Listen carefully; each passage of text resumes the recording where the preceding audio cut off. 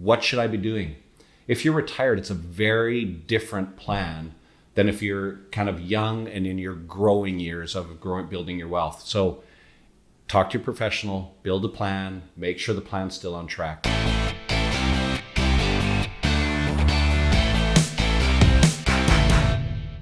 Hello everyone, my name is Mike Erickson. I'm an advisor with Connect Wealth, and today we are going to be doing another Money Minute, and I am delighted to have our founding partner, Vince Olfert, join us today. It's good to be here. First off, what is a recession? Yeah, that's a great question, Mike. A recession is where the economy shrinks in the money it generates for 2 consecutive quarters or 2 months, okay? Now, we aren't in a recession yet, according to the experts, but they say it is most likely going to come. So just for the general public, why do recessions happen? What precipitates a recession? In a lot of cases, it's from high inflation. And inflation is worse than recession. And so the governments will intentionally move us into recession to try and get inflation down. And recession is one of the only things that can actually eliminate inflation. What are some other factors that we know that we're in a recession? Yeah, well, we're possibly starting to feel it now, right? You look and you go, unemployment eventually starts to go up. The government is raising interest rates, which we've seen at a dramatic pace.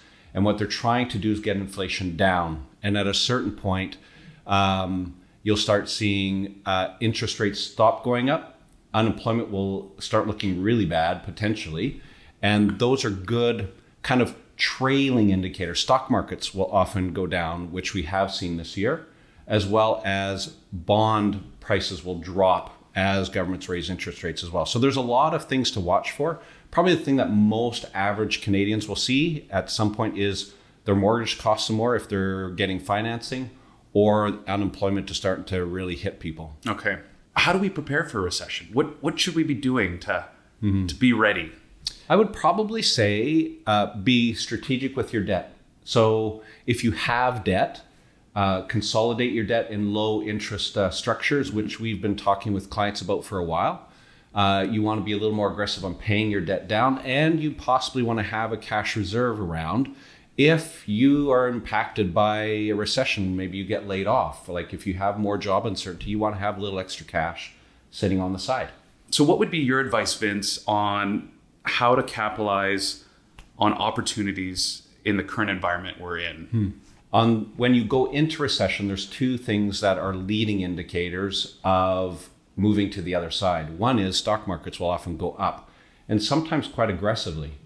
And so if you are afraid when you're in a recession, you can miss out on a lot of opportunity. So some of the things that we have encouraged clients to look at or consider, especially if they have stability in cash flow, and if it's money they're not going to need for a number of years, is, put more money to work, right? So dollar cost average it in. Maybe don't back the truck up and put it all in at once, but maybe increase the amount that you're putting in on a monthly basis, or start putting money in on a monthly basis, because in a few years, most likely that's going to look pretty good once we're on the other side of the recession.